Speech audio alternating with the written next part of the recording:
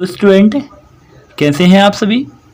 तो आज की वीडियो में स्टार्ट करने वाले हैं अध्याय 3 और अध्याय 3 का नाम है दो चर वाले रैखिक समीकरण युग्म।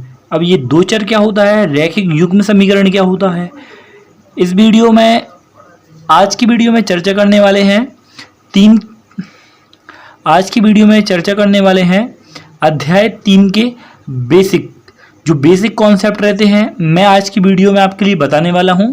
तो आज की वीडियो बहुत ज़्यादा इम्पोर्टेंट होने वाली है, तो आपको बहुत ज़्यादा ध्यान से देखना है।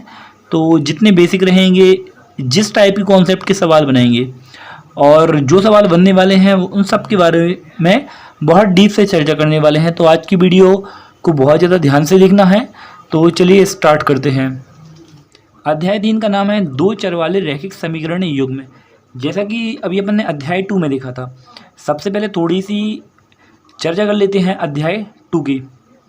देखिए अध्याय 2 में अपन ने देखा था एक चर वाले रैखिक समीकरण, यानी अपन ने एक समीकरण देखा था ax² plus B X plus C बराबर क्या होता था 0। तो यहाँ पर अपन देख सकते हैं कि यहाँ पर एक चर आया था। अब ये चर क्या होता है, तो आप इसके पहले वाली वीडियो में मैं बता चुका हूँ आपके लिए कि जो एक्स वाई जेड के फॉर्म में होते हैं उन्हीं के लिए बोला जाता है चर। ठीक है, यानी जो एक्स वाई जेड के फॉर्म में होता है उनके लिए बोला जाता है चर। और जितने प्रकार की जो संख्याएँ रहती हैं उनके लिए बोला जाता है अचर। ठीक है, तो देखिए यानी अब देखिए यहाँ पर चैप्टर का नाम ही है दो चर वाले रैखिक समीकरण। यानी सर पहले वाले में सर हमने एक चर देखा था, अब इस वाले में दो चर देखने वाले हैं।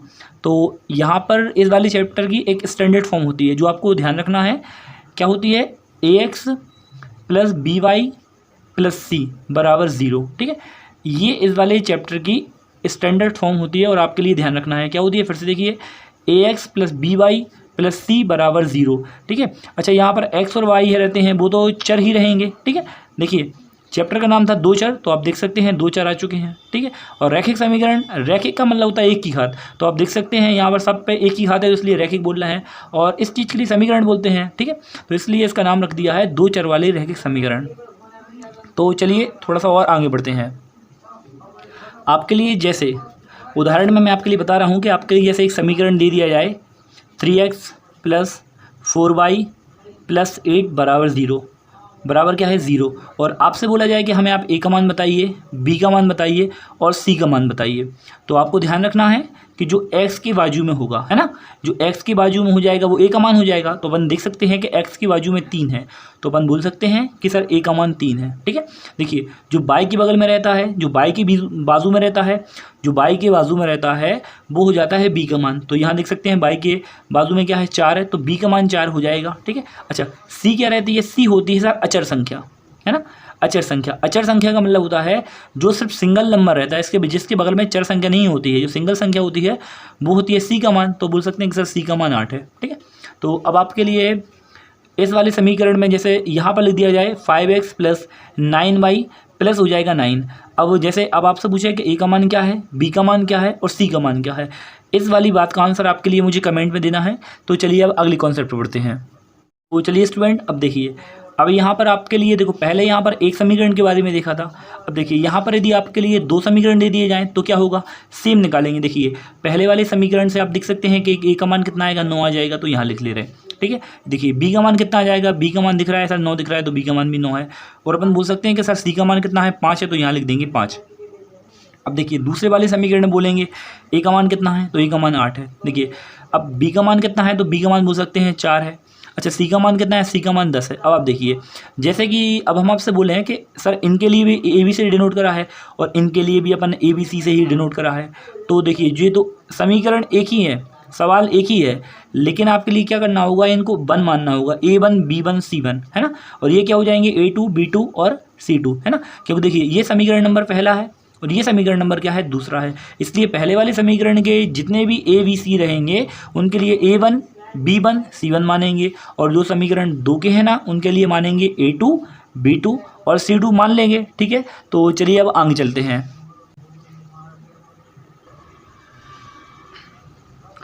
अब मैं इस चैप्टर की आपके लिए मोस्ट इम्पोर्टेंट अपन बोल सकते हैं कि वेरी IMP चीज़ें मैं आपके लिए बताने वाला हूँ।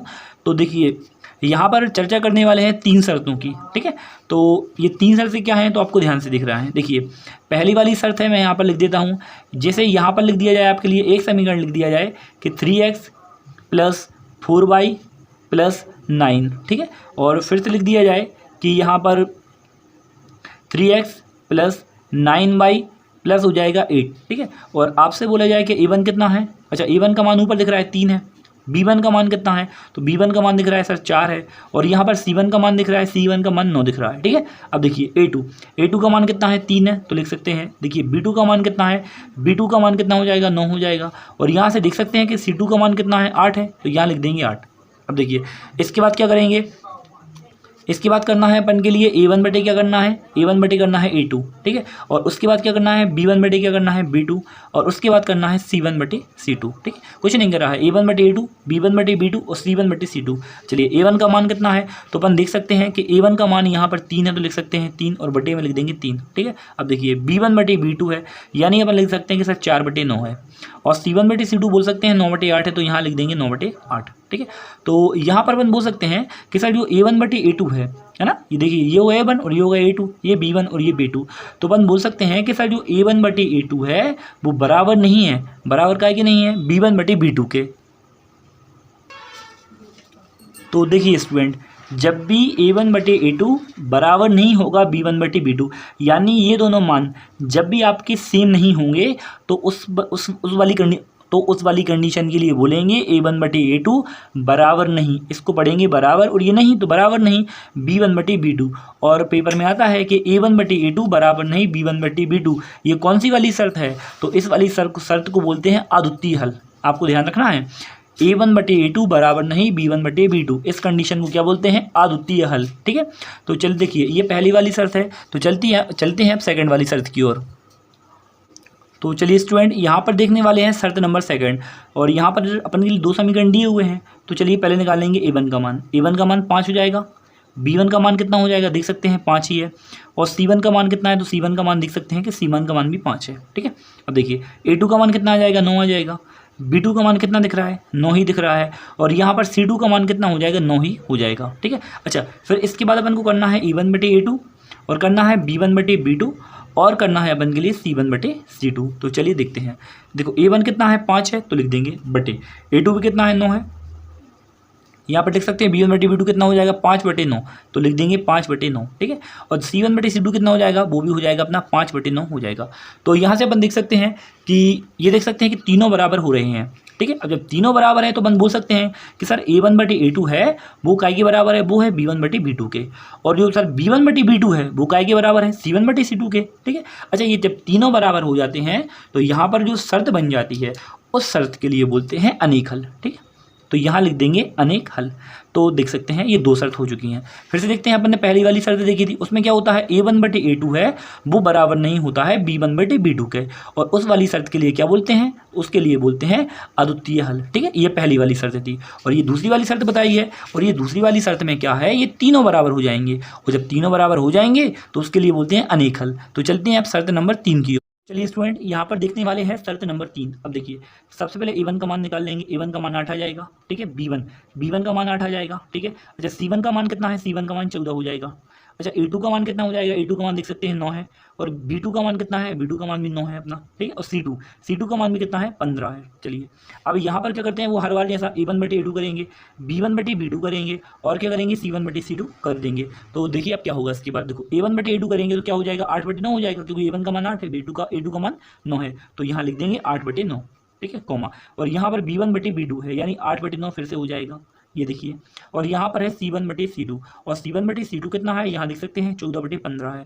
तो अब आपके लिए एकदम क्लियर पूरा दिख रहा होगा कि सर यहाँ पर आगे की 2 बराबर हैं, है ना। यानी अपन कह सकते हैं कि सर a1 है और a2 है वो बराबर का है, b1 बटे b2 के बराबर है, लेकिन बराबर नहीं है, क्या नहीं है बराबर, c1 बटे c2।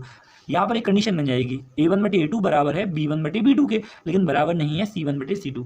अब यहाँ पर जो अब आपके लिए जो कंडीशन दिख रही है उस कंडीशन को बोलते हैं कोई हल नहीं। तो यहाँ लिख देंगे कोई हल नहीं। ये 3 कंडीशन है, बहुत ज़्यादा पेपर में पूछी जाती हैं, बार बार तरह तरह से ये पूछी जाती हैं।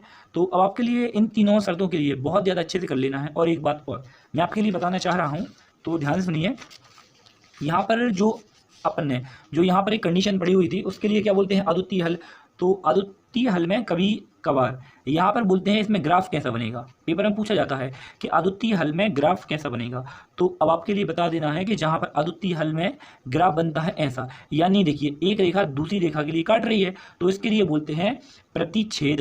क्या बोलते हैं इसके लिए, इसके लिए बोलते हैं प्रतिच्छेद, है ना। तो देखिए ये रेखा, एक रेखा दूसरी रेखा को काट रही है यानी प्रतिच्छेद कर रही है, तो अद्वितीय हल में ग्राफ कैसा बनता है, प्रतिच्छेद बनता है, ठीक है। अब देखिए इसके बाद ये देखिए यहाँ पर अनेक हल पेपर में पूछा जाता है, पेपर में बहुत बार पूछा जाता है कि अनेक हल में जो अनेक हल वाली कंडीशन रहती है उसमें ग्राफ कैसा बनता है। तो यहाँ पर लिख देंगे ग्राफ, और अनेक हल जो रहता है उसमें रेखाएं बनती हैं संपाती। कैसी बनती है, संपाती।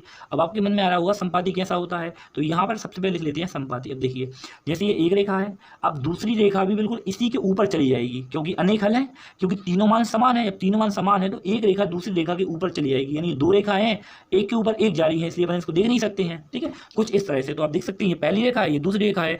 यदि ये इस टाइप से एक के ऊपर एक चली जाएंगी इस टाइप से, तो आपके लिए दिख रहा होगा कि सर हमारे लिए एक ही पेन दिख रहा है, दूसरा पेन दिख ही नहीं रहा है। ये इस टाइप से ऐसी दो रेखाएं एक के ऊपर एक है, और यहाँ पर ग्राफ का नाम क्या है, संपाती रेखाएं, तो मन लिख सकते हैं संपाती रेखाएं। अच्छा तीसरी वाली कंडीशन अपन ने देखी हुई है, तीसरी वाली कंडीशन कौन सी देखी है, तीसरी वाली कंडीशन देखिए यहाँ पर कोई हल नहीं। अच्छा कोई हल नहीं में यहाँ पर ग्राफ पूछा जाता है कि ग्राफ कौन बनता है, ठीक है। तो ये देखिए यहाँ पर कोई हल नहीं में ग्राफ बनता है समांतर रेखाएं, तो यहाँ पर लिख देंगे समांतर रेखाएं। समांतर रेखाएं कैसी, यानी सर ये पहली रेखा ये जा रही है और दूसरी रेखा ये जा रही है, देखिए एक दूसरे के समांतर है इसलिए इसके लिए बोलते हैं समांतर रेखाएं, ठीक है। तो आज की इंट्रोडक्शन वाली वीडियो यहीं पर समाप्त होती है, मिलते हैं अगली प्रश्नावली में 3.1 के साथ। तब तक के लिए थैंक यू सो मच, जय हिंद जय भारत।